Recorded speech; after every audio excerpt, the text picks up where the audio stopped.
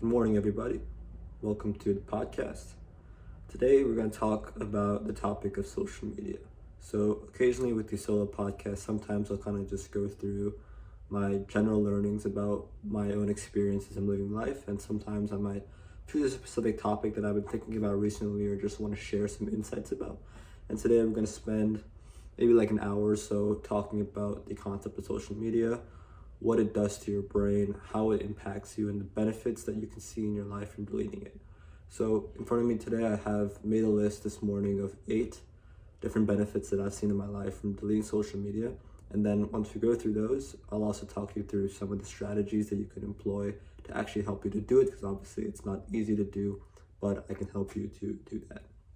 So to start with my story, I first deleted social media the summer going into my junior year, so it was quite early on. I hadn't made the other improvements to my life that I talk about a lot on the podcast till maybe like the winter term of that year, but it was something I'd been hearing about a lot recently around that time, and I knew that I've always kind of had some kind of negative association with it. Now I always had it. I always had Snapchat and Instagram and TikTok, but I couldn't help but feel like this weird sense of discomfort whenever I was on it for too long, and I would be in the bathroom scrolling on TikTok, whatever, getting bad sleep. So it always had this kind of negative association with it, and I would just hate it when I'm at the gym and I see people just keep picking it up, right? So it's always been this kind of negative association in my mind, but I had never really taken action to do something about it. So I decided, I think I watched some video where someone told me that you should try deleting it. So I said, okay, I mean, it can't be that hard, can it? What if I just go a couple weeks deleting it? I know one of my friends in middle school had done it before, so I thought, I can probably do this. So I deleted TikTok first, which it was kind of annoying at first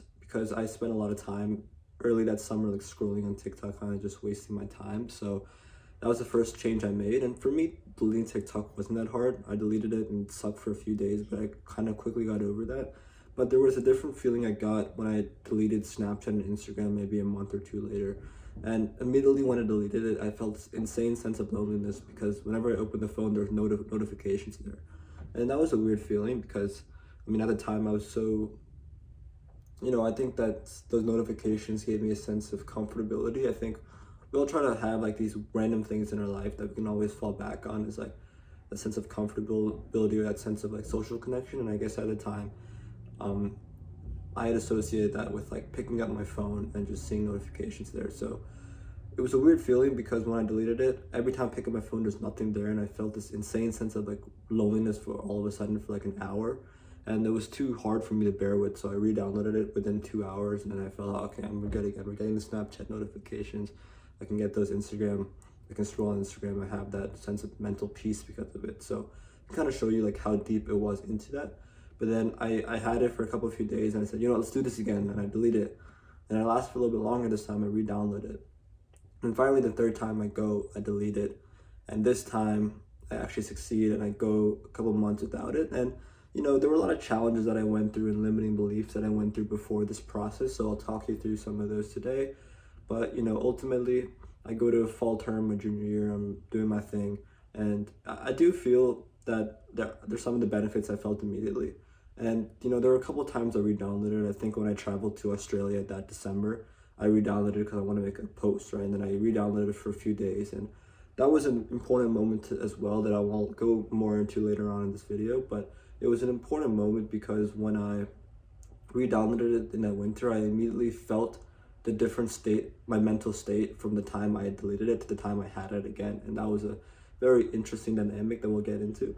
So then I deleted it immediately after that, and I said, I'm not going back on this. And I doubt that I've been on there since then. So that was last winter, so it's almost been a year of completely not being on it, and then almost a year and a half of since I first deleted it. But yeah, anyways, that's the story. I mean, it's obviously since I had that kind of negative association with it before, it was a little bit easier for me to want to do it. But I'm hoping that with the insights I can provide today, I can change your perspective on a little bit about what it actually does to you, because you might have heard that there's benefits associated with it, but it might be very vague and you don't exactly know what does life look like without social media. Will I still have a social life? Will I still feel happy and all these things? So anyways, let's start kicking through. The 8 benefits I have listed here for the way my life changed after deleting social media. First is this very broad level. You'll just have more free time in the day, and that's honestly, it might seem like a small one just because, like, okay, cool, but it really does, the hours do add up, right? So I mean, this is can go back to screen time in general, and I was just talking to my mom about this yesterday, so it's fresh in my mind.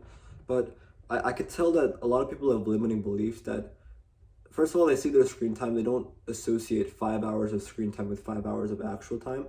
But that's why whenever you ask them, like, what if you had 5 more hours in the day, they'll say, oh, but that's not how it works. There's no way I spend an hour and a half on YouTube, she said, or an hour and a half on Facebook. And you don't realize as the time goes by, like, how many little micro moments in the day are just adding up to take up so much of your time in the day. But really, like, I see so many people complain about, like, oh, I wish I had more free time. I wish I have so free time. At least the place that I live and the people that I surround myself with, like, a lot of them are like, we go to a pretty difficult school, so everyone's always like, oh, they work us so hard, and I have sport practice and I have study hall, and it's like, they're just complaining that they don't have enough free time. And I can feel that. I can really feel that because I felt that same way so many times in the past. I felt that way definitely when I got here my freshman year in high school, and it was definitely difficult, but I think I quickly adjusted to it, and I kind of just entered the state that I entered the state of acceptance that my life will just constitute to just working all the time with a little bit of free time. But it was worse in my sophomore year, but I think junior year I started to get more free time. I don't think in the early junior year when I first deleted it, I leveraged that free time as effectively as I could have. I was kind of just wasting that free time. But over time, I started to learn that, like, in the winter term, my junior year, and then spring term, and then now where I'm at, like a year later, it's very powerful to use that time, right? So the way it really works is that there's a couple ways that deleting social media unlocks you to get more free time, right? So your first limiting belief might be that, okay, but I just use it in these small increments in the day, and because of that, when I use it in these small increments in the day, it doesn't add up to like 2 3 hours of actual time. It's still like my day is still blocked up where I have to do this homework here, and I have to go to this class here, and I have to go to the sports practice. Like, that's not changing whether or not I delete the app or I start the app, or delete the app or I keep the app, right? So for my mom, who's saying that she won't get more time if she deletes social media, she kind of thinks to herself that she has this entire workday already blocked out. Like, that's not changing, right?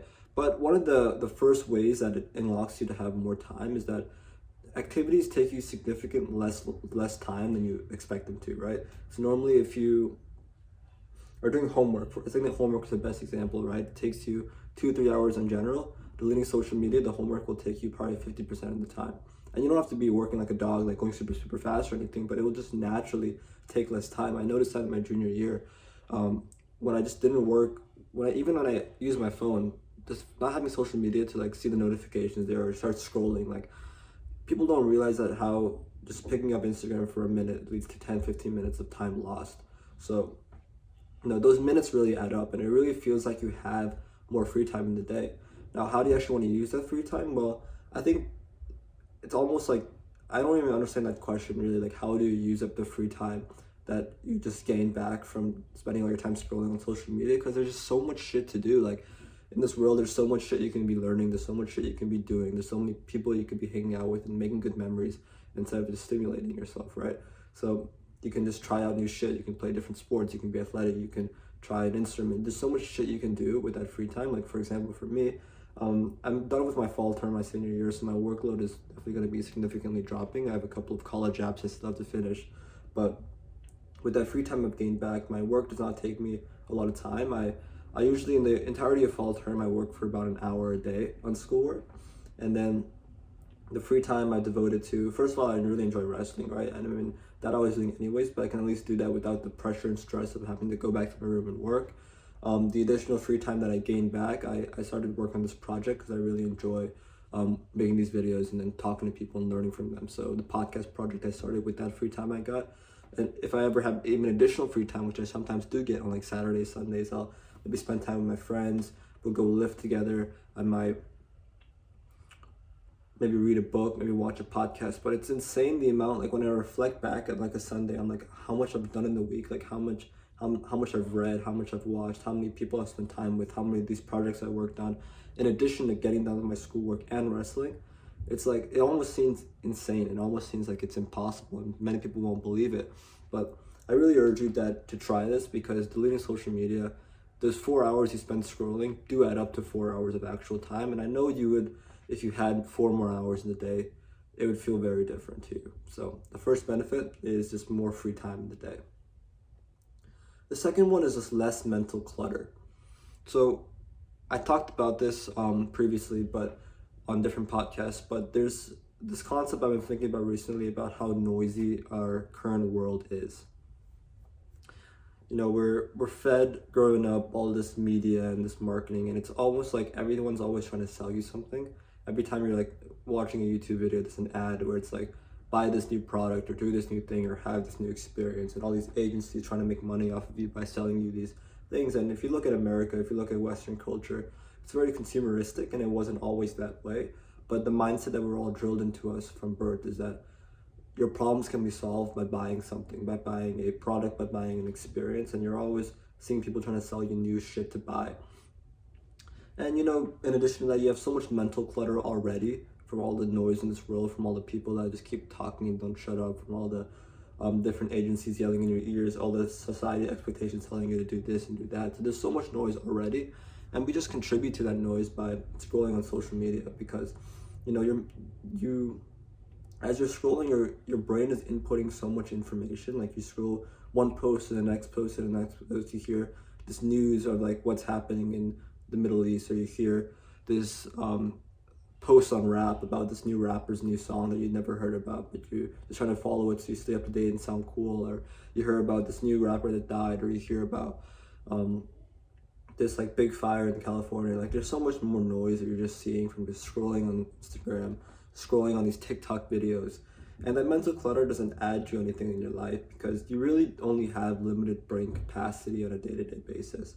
Think of it as an analogy. If you have like 10,000 brain points to use in a day, you're just wasting like 3,000, 4,000 of those brain points on just scrolling and just consuming news and consuming media, because it's really taking away from the things that could be the most important to you, right? And if you know what that is, great. You can be spending more time doing that thing.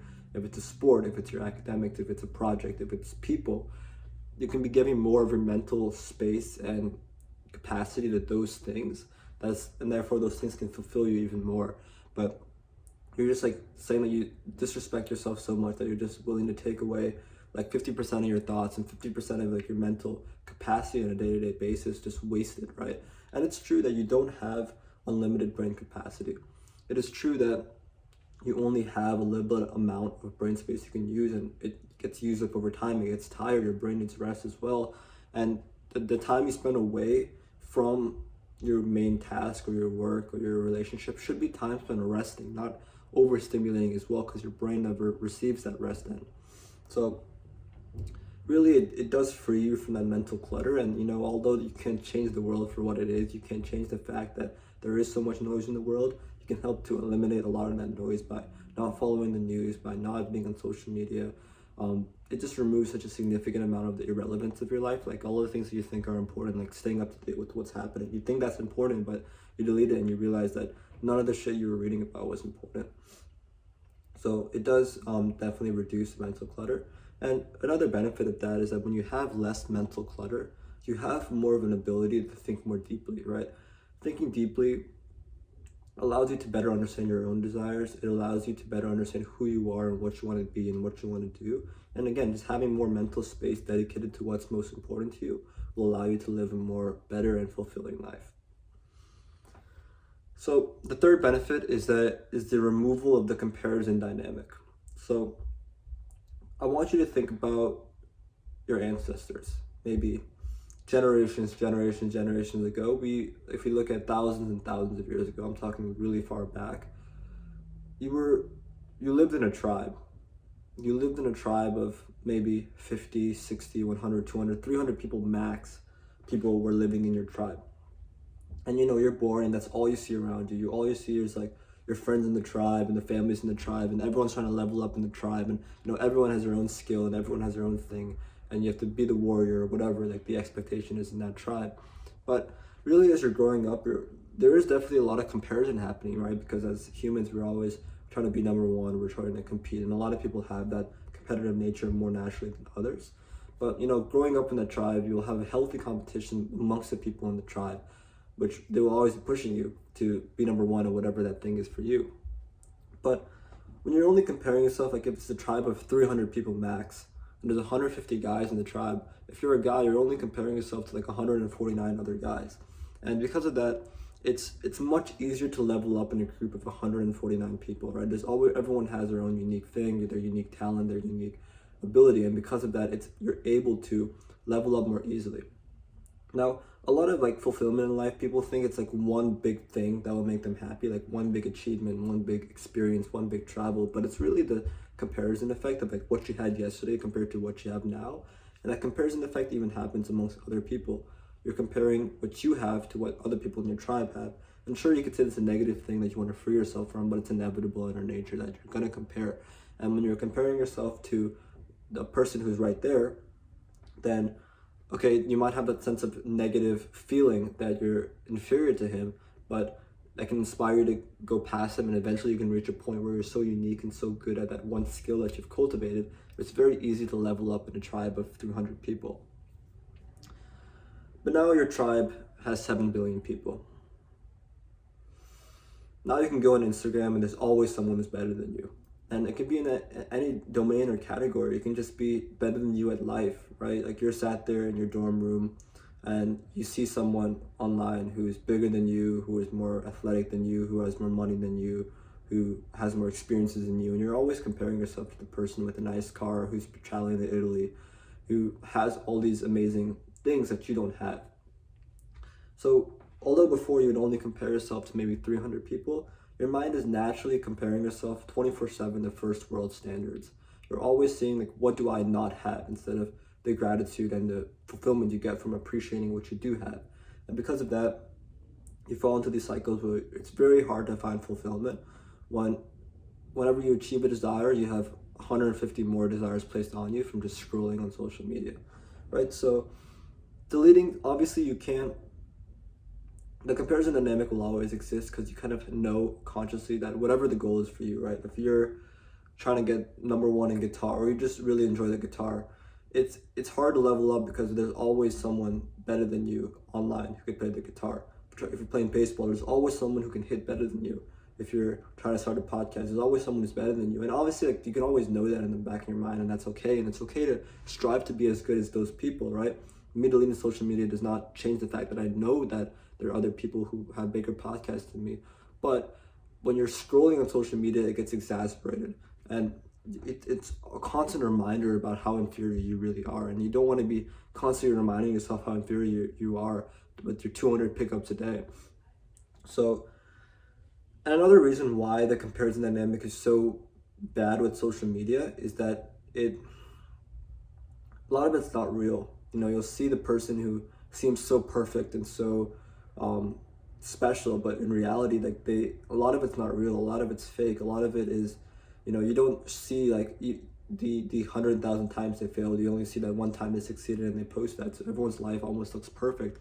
So really, that when you delete social media, you free yourself from that comparison dynamic, and that can give you so much more mental peace and fulfillment on a day-to-day basis, because it naturally just starts to lower your expectation. We're on the fourth benefit of deleting social media is the removal of artificial relationships. I'm a big believer now, after deleting social media, that if someone is not right in front of you, then they're irrelevant. If someone is not consciously like sitting right in front of you, talking to you, or even just in your environment right now, what they're doing is not important to you at all. And people often use social media as a way to know what's up, like know what's happening with other people. Like that friend that I haven't seen in 2 months, like I wonder how he's doing in college right now, or I wonder what he's up to on a Saturday evening. Let's just check his Snapchat story. Or the fact that he's sending me pictures of his face every day means I know he's alive and I know he's doing something with his life, and it's pretty cool. And it can be cool, but it's honestly just adding to the mental clutter, because a lot of those relationships are irrelevant. And I think it comes back to when you tell people that a lot of their relationships on Snapchat or Instagram are irrelevant, they'll often defend it and say, no, we're really friends. But if you ask them, like, what do you actually define as a friend, they won't really have an answer for you, because it's hard to maintain any kind of strong relationship online. That's the reality. And I'm not saying that you have to drop everyone who happens to move or something. You can still reach out to them once in a while, like give them a call every 2-3 months and see what's up with them. But you don't need to constantly see their face in their Snapchat story and their Instagram post every goddamn day. Like, it's irrelevant. What I like to think about is relationships in person. Obviously, like, I think everyone can agree on the fact that in-person relationships are far superior to the relationships you build online, right? And I don't think anyone disagrees with that. But the fact is that you're constantly making the relationship worse and worse. Like, the more times you see them, the more times you're like looking at them online, and because of that, the relationships start to lose meaning. And a lot of the relationships you end up cultivating are not actual, like, genuine relationships, right? And everyone has their own definition of what they believe a relationship should be and what a relationship should consist of. And typically you'll see a lot of people say things like, relationship should be like someone who helps me grow, or someone who I just enjoy being with, or someone who has the same goals as me, or someone who has the same values as me, and someone I want to go out and grow with and go do these fun things together, like go lifting with him, or go running with him, or go wrestle with him, or just hang out and have lunch with him because I haven't seen him in a long time. And really the thing is that having more and more of these friendships, that you think that, okay, if I have one of these, it's really cool, but if I have 10 of these, it might be even cooler. But the thing is that when you start to have so many of them, the value of the friendship starts to decrease, right? It starts to become less meaningful. And the problem with social media is it exacerbates that effect, right? Because you have 100 people you snap every day. Okay, sure, you see his face, but how much value is that relationship really adding to your life? What I love the analogy about this is like the 80-20 rule, that only 20% of your relationships account for 80% of the actual value that you feel from social connection, right? Meaning that if you dropped 80% of the people you talk to, it would only like change really about 20% of your fulfillment through social connection. So I'm a big believer now about, you should really be conscious about the amount of people you talk to or interact with on a day-to-day basis, and just ask yourself, how many of these friendships should I be dropping right now so that I can have better relationships with a few smaller number? And it's not to say you have to ghost everyone and disappear. Like, obviously I didn't do that. Like, I don't have social media. It's not like I ignore people or people are wondering where the hell I am, like I disappeared or something. Like, that's not true. I still see them every day. I go to school, I talk to them, I see them in the gym, I see them at sports practice, and you can still be friendly with them, you can still talk with them. But you have to understand that with social media and Snapchat and Instagram, it's exacerbated. Like, if you have 800 followers and you're following like 800 people on Instagram, like, do you really need to know like every single person in your school, exactly what they're doing at every time of the day, what they're doing on a Sunday evening? Like, you don't. It's just irrelevant. And you notice that a lot of people think that their relationship is not tied to social media. They think that if they didn't have Snapchat, they'd still be friends with that one person they're thinking about right now. Or if they didn't have Instagram, they'd still be in touch with that one person. And then you tell them to delete it, and they realize how fast like 80% of the relationships just fall. And it's just an indicator that a lot of these relationships weren't bringing much value to your life to begin with.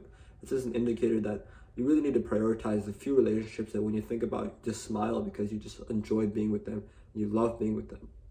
So the fourth benefit that I saw with social media deletion is that I saw 80% of the friendships in my life disappear. I removed all those artificial relationships that were kind of just like interactions. I'm still friendly with them, but I know very closely in my heart now who are the people that I actually really enjoy being with and who I really want to spend as much time with as possible. The fifth reason, or the fifth benefit that I found through deleting social media, is just a higher baseline dopamine level. Now, this is true for any kind of stimulation, whether it be, I think scrolling on social media is probably the biggest source. Music can be another source, or watching TV or movies or whatever, notifications. These can all be sources that are constantly pulling away at your dopamine level. Now, I want to take a step back and first explain this whole concept before we get into, like what the social media actually doing to you that's negatively impacting you. So let's first talk about what dopamine is. Dopamine is, at a very macro level, it's a molecule that makes you, or something your body produces that makes you feel more motivated, more happy, more fulfilled, and more ready to go do things, right? I think happiness and motivation can be tied to each other, like just motivated to go and do things, do activities, whatever. And when you have higher levels of dopamine, you usually feel better, more happy, more fulfilled, and you have a natural level of dopamine, right? Everyone has their own dopamine baseline. So you can think about it like on a math chart. Like, this is my dopamine baseline level, right? It's right here. Then on a day-to-day basis, if I'm just kind of walking around or just like sitting on my chair or about to go to the gym, like generally I'll be about here. This is my dopamine baseline, and everyone can have different dopamine baselines. But you can think about it like a pool of a lot of these dopamine molecules in here, and that's how much you have on a normal day-to-day basis. Now, on the 14 hours or so, or 16 hours or so that you're awake on a day-to-day basis, your dopamine level doesn't like just stay through here, right? It's not like you just feel the same throughout the day. There'll be sometimes in the day where it shoots up and it shoots down and it's below and you feel like shit, or you feel really happy and you feel okay, and your dopamine level is constantly changing and shifting. But usually throughout the day, like whether it goes up and down, up and down, up and down, you return to like this normal state that you're always in. Now, there are some things that can increase your dopamine over time, like a cold shower, for example. When you take a cold shower, first of all, it's very hard and difficult, so you feel like shit immediately. But then right after, it starts to go up. This is your baseline, but it keeps rising and rising and rising over a 4 to 6 hour period. And it slowly starts to taper off by the end of that, and by like 5-6 hours later, you're back at your baseline. That's one of the things I love about cold showers, is that it increases over such a period of time, which is why if you take a cold shower in the morning, like the entire first half of the day, you'll feel like so much more elevated and so much more happier than you normally feel. In case you've ever experienced it, that's the reason why. So there are things that can increase your dopamine.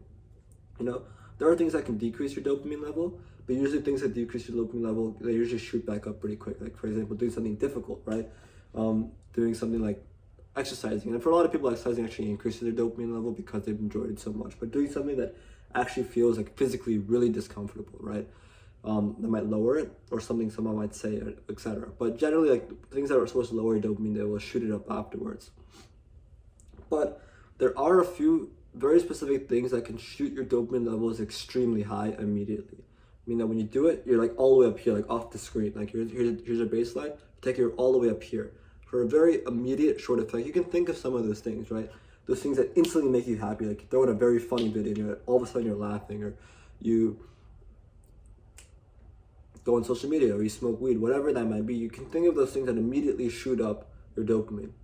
But how it works is that when you shoot up your dopamine, it immediately falls back off, and it doesn't just go to the baseline, it goes below the baseline, and it goes here. And yes, with time, it slowly has to go back up, and then you're back here.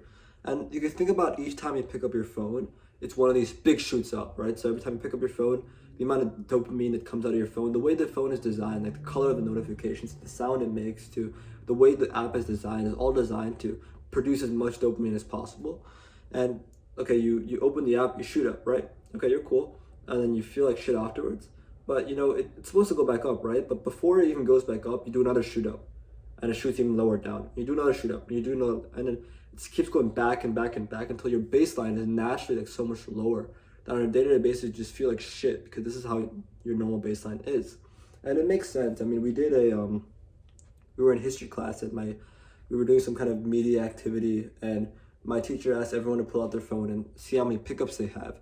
And people typically averaged 150 to 200 pickups a day.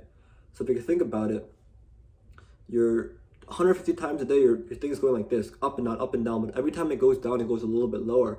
And before you can allow it more time to go back up, you probably pick it up again, and pick it up again, and pick it up again.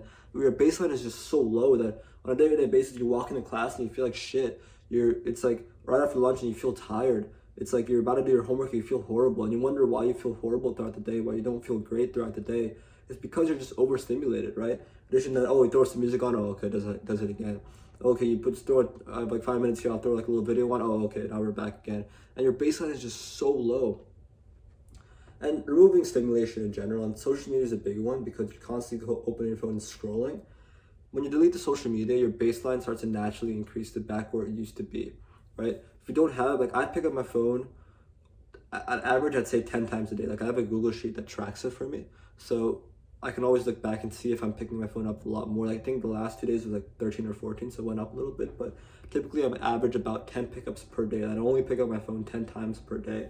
And it's better to pick up your phone less times a day and use them for longer periods of time, because the main problem is right when you pick it up and just shoot, right? Like, what you do. Like it's right before class starts, you pick it up, or it's in the middle of class, you pick it up, or at lunchtime, you probably pick it up 5 times, right? It's the amount of times you pick it up that's more important than how much time you spend on it. In terms of the dopamine baseline level. So you're constantly doing the shoot up thing, but when I reduce it from like 150 pickups a day to 10 pickups a day, all of a sudden, now baseline is going up. Now, okay, consider I do pick up my phone a couple times a day. I pick up my phone and turn the alarm off, or I pick up my phone and start a timer on. But the fact that I'm not scrolling, first of all, means that the shoot up is not as high. But considering, okay, let's say I do 10 shoot ups a day, like I do a shoot up, I mean, by the time it returns back to its normal level, most likely before I pick up another one, right? Like, if I pick up my phone 14 times a day, and I'm gonna wait for like 15 hours or 14 hours, let's say, then it's probably only to pick up every hour, so it doesn't play as big of an effect on my general level of baseline. But when I went from like here to just here, it was insanely good, and I felt so great throughout the day because my dopamine baseline was all the way up here. And I think of this analogy a lot because I think it's related to any type of stimulation, including music. And I talked about this before, but I went the entire month of September without listening to music. And right now I'm also on a streak, probably for like a month or so now, about not listening to music. And in October I decided to listen to music again for a week. And immediately I returned to this feeling like shit all the time. Like walk in the shower, I feel like shit. Or like I always feel like kind of anxious or stressed about something. And I always feel like these desires, I can't control my desires. And it was directly correlated to the amount of time I stimulated myself listening to music, right? Because it's the same thing. Those moments where you're on social media are so heightened that everything else drops down. So, it's a pretty fast effect that I really see, that when you lower your screen time, when you lower your social media usage, when you lower your pickups, your just general baseline dopamine goes so much higher and you feel so much better on a day-to-day basis. But yep, that is our fifth benefit. Less stimulation equals higher baseline dopamine. Number 6 is just a better ability to focus. I think everyone kind of knows this by now. I think we're becoming more and more conscious about it. So I'm definitely happy that more and more people are recognizing the effects of social media on their mind and their state of being. And one of the biggest ones that I've seen people have become more conscious about recently is the effect of social media on your ability to focus. I think everyone's kind of accepted the fact that the attention span of like kids and growing up in the West has never been as low as it is right now. Like they can't even read like a page of a book or for a textbook without wanting to just pick up their phone or just think about some other random thought. And a huge part of that inability to focus for long periods of time, a huge part of their attention deficit disorder, is that the right word for it? Whatever it might be, or fucked up attention span. A big reason for that is because of the amount of time you train your mind to think in a way of constant jumping, right? And it's not even like phone pickups is one of them, and we talked about the negative impacts of picking up your phone, but another one of them is just scrolling. I heard this very interesting analogy recently. If you've watched Harry Potter, this might, the most recent one, I think, this analogy might make sense. I haven't watched it, but I can kind of visualize the analogy, so it made sense to me.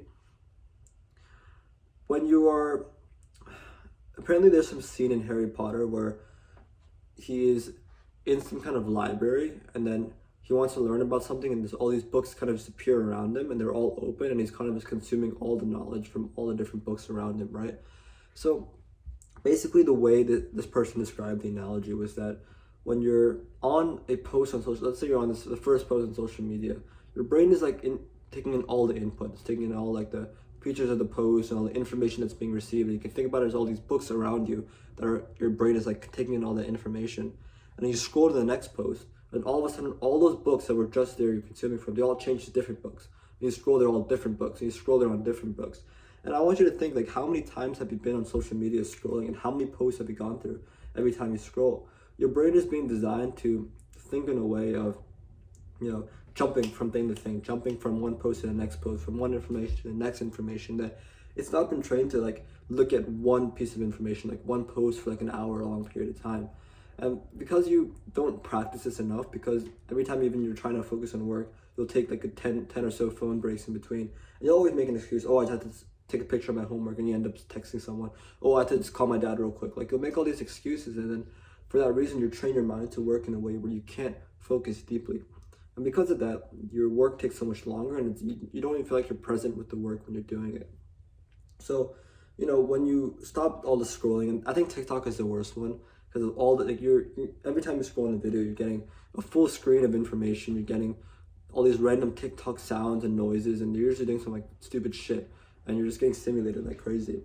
And I don't know how many times you scroll, so it really does fuck you up. But the ability to just focus immediately comes back to you within a few weeks or months, that you're able to just like read a book for like an hour straight without getting distracted by random thoughts, without getting feeling the need to just get up and take a break. You're actually able to sit down and focus. You can watch like a 2-hour podcast on YouTube without feeling the need to just keep pausing and scroll to the comments or like click on some other video. And even when you work, like you realize that the work that used to take you 5 hours to complete now only takes you 1 hour. And I have a full video explaining how I was able to reduce my work time from 5 hours to 1 hour on my channel, so if you want to check that out. But this is a summary here. Like, one of the biggest things is just not checking your phone, because your ability to focus when you're working then increases so substantially that you realize that the homework that used to take you so long is so quick to finish, and you have more free time to dedicate toward the things that are more important to you. I can kind of tie this in with the focus piece. It's more like a ninth reason, but I forgot to write down on my list here. But it makes you more present. You're able to be grounded more in the present moment and what's happening around you if you're not constantly pulling yourself out of the present moment, right? When you pull your phone out and you're scrolling, you're no longer like here in the now. Because of that, your experience of like the world in this current moment is not as heightened and as elevated as it could be, because you're constantly training yourself to be pulled out of it. And because of that, even if you try to focus on the present moment, it's very difficult for a lot of people, because although you might not be actively stimulating yourself with your phone, well, now your mind is just jumping in thoughts of the past and the future, and it's not present. But I think spending less time on your phone trains your mind to think less in this type of way, and then you're able to kind of experience the world better, which honestly, I know a lot of people might not be able to understand what that feels like, but I don't want you to imagine that when you're going on a walk or you're just outside in nature, you actually feel it fully present with no thoughts in your mind, rather than maybe how you constantly feel. Maybe you're stressed about something, you're anxious about this, you're sad about that, right? You're no longer like in these 100 different places. You have a greater ability to be present, and whether that just be in these micro moments throughout the day, like walking to class, or it could even be just like when you're doing like your art or your craft, right? Like when you're playing the guitar, or when you're working on your project, or you're whatever that might be for you, wrestling, or you're playing sport, like whatever the thing is that brings you the most meaning in life, you're actually able to be more present with it and enjoy it more fully than you were when you were training your mind to be in this really, fucked up kind of attention span kind of way. So the sixth benefit that I found from deleting social media was a better ability to focus and just more presence in general, ability to be present. So this one kind of ties into the fourth one, but it's a little bit different, so I'll still touch on it really quickly. It's that the deletion of social media allows you to have better relationships with your friends and makes your encounters more meaningful. So what I talked about before in the fourth example was that when you delete social media, you remove the artificial relationships, right? But now I want to talk about how deleting social media, after you remove the artificial ones and there's only a few ones left, how it actually takes those relationships and makes it even better. You have to understand that I want to first think about this from like a macro perspective. So back in the day, like we didn't have like instant text messaging, and we didn't have like instant ways to communicate with people. So when people were going on like a voyage, right, whether it be like a 6-month voyage across the sea, or it would be just, even though I'm going for a week down to like on my horse to like this other town over here, the people, like their families, like if I was going like on a 1-week horse ride to this other town in like Pennsylvania, then when I was there, I wouldn't be able to communicate with my family back at home. But because of that, when I'm away, they might be constantly thinking about me and worrying about me, but by the time I get back home, then our relationship is more meaningful, right? Then I'm like, oh my God, I've finally seen you. I've not seen you in so long. And those moments can be so beautiful and meaningful.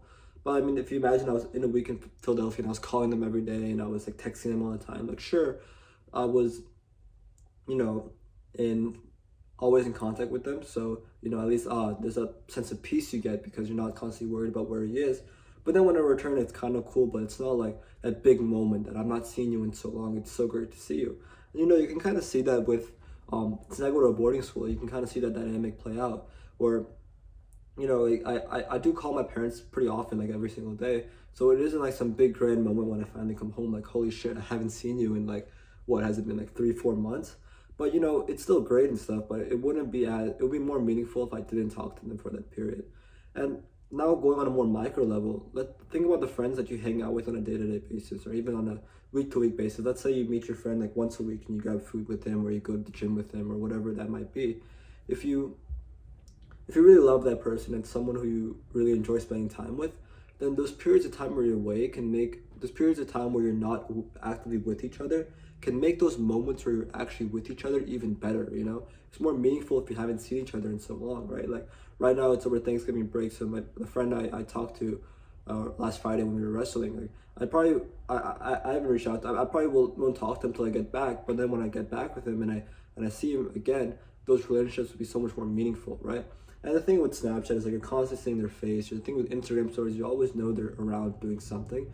It's just when I deleted social media, my relationship with friends skyrocketed, right? My ability to be able to, and not even just relationships in general, but even just in-person interactions with them, they just meant so much more to me. Like even just sitting down at PFS and having dinner, it just felt so much better and so much more meaningful.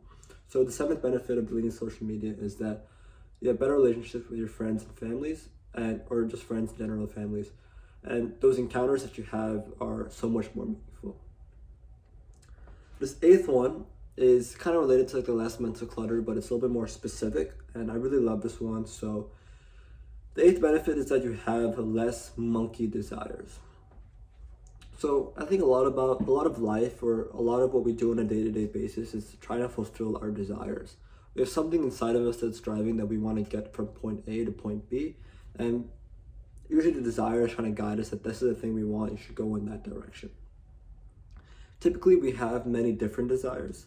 We have what I call monkey desires, then there's societal desires, and then there's your own authentic desires. And obviously the goal is to figure out what you authentically want and try to achieve that, instead of blindly going on autopilot and taking in society's desires and taking these monkey desires, right? So the society's desires I'll touch on real quick is just like expectations of you, like what your parents want you to be, what people around you want you to be, which is definitely a problem as well that we can talk about. But the monkey desires is more your primal desires, like your desires that, I think the best way to explain this is that you have two parts in your brain. You have the more primitive brain, and you have like the old ancient monkey brain, and you have like the new, more conscious human brain, right? And the animal brain and the human brain are constantly talking to each other, right? You can think of like the animal brain as the one that just wants to indulge in every desire. Like you see like all the junk food, and you just want to eat it all and just want to go do as much as possible. Or you kind of just want to sleep in and not go to school. Those are your monkey desires, right? That are trying to keep you in that zone of emotion and responding to those emotions. The human conscious and desire is the one that's telling you what the right thing to do is, right? The monkey brain might be telling you, go and eat all the cookies on the table. The human brain is telling you, wait, you should probably relax and you shouldn't have that many, The monkey brain wakes up at 8:50 and you have a practice at 9, it's telling you it's not worth it, sleep in. Your human consciousness brain comes in and tells you that you should probably go to practice and do the right thing, right? So we have this strange dynamic where we have the human brain and the monkey brain constantly like battling with each other for more attention in the mind. And the goal is for as much of a human brain to rule over the monkey brain, so that the monkey brain does not take over you and make you into a monkey. So what are some examples of monkey desires, right? The first one is status. And the reason this is a monkey desire is because when monkeys were around in tribes, one of their biggest sense of the general goal of any animal is survival and reproduction. And for a monkey, the only way to survive and reproduce is to have a higher status, right? Because if you're a higher status, then more people in the tribe will like you and respect you, and they're less likely to leave you behind if you're someone who's respected. But also you have more mating opportunities as a monkey, and more ability to reproduce if you have higher status, right? And our entire dopamine circuits in our body have been designed in this evolutionary way. And although status is still important, it might not be as important for our survival today as it was years ago, but our brain still thinks we're living in like the, 200,000 years ago in the jungle, in the woods, trying to survive. So which is why like you have so many monkey desires telling you that you kind of just want to be popular, you kind of just want people to like you want status, Another monkey desire is money, because there's a sense of security associated with it, right? We always lived in scarcity. So the animals living in the jungle, if there's any food available or there's any resource available, they'd hoard it as much as possible, because to be honest, there isn't much of it available, and they want to get as much of that as possible so that it don't die out. But our brain has been designed to live in scarcity, not abundance. And unfortunately, in the modern world, we live in abundance because there's so much food, there's so many resources, and our brain still thinks that we should just take as much of it as possible, which is why, like, you see all the sugar, you see all the junk food in the supermarket, you just want to go and eat all of it, right? And why is that? Because your brain still thinks that eating this food or making more money or getting more resources will give you a greater sense of security. So monkey desires of status, monkey desires of money, monkey desires, those are the biggest ones, status, money, fame. These are all the desires that your monkey side of you wants. But it's important not to lean into those monkey desires because they're generally not as fulfilling as like your human desires, right? The benefits of disciplining yourself and finding willpower and achieving your authentic desires within is so much more fulfilling than just leaning into those desires, because although they feel good in the moment, they generally never make you feel that general long-term sense of fulfillment in life. So many people say monkey desires are inevitable and they will always be in there, right? No matter what you can do, you'll always want those desires and you'll always have to rule over them. I kind of disagree, because the mindset that monkey desires are inevitable comes from the fact that comes from the ignorance that there's different levels to it, right? You could be feeling like, if you put this on a point scale, let's say like 80% of your desires are monkey desires versus 20% of your desires are monkey desires. Obviously, we want 20%, not the 80%, but the problem with social media is that it increases the amount of monkey desires you have. You're seeing other people who are cooler than you, other people who have more money than you, other people who have more experiences than you, other people who have more status than you, other people who have more girls than you. And because you're constantly seeing that, the amount of monkey desires you have significantly increases. And throughout a day-to-day basis, if you ever watch your mind, you'll always be thinking about other people, or you'll be thinking about how other people see you, or how much money you have, or like how do you look on social media, like the cool picture with the car, like how does that look? Your brain will constantly be circulating through it, and social media exacerbates that. It makes it so that the monkey desires significantly increase and they kind of rule over your authentic desires.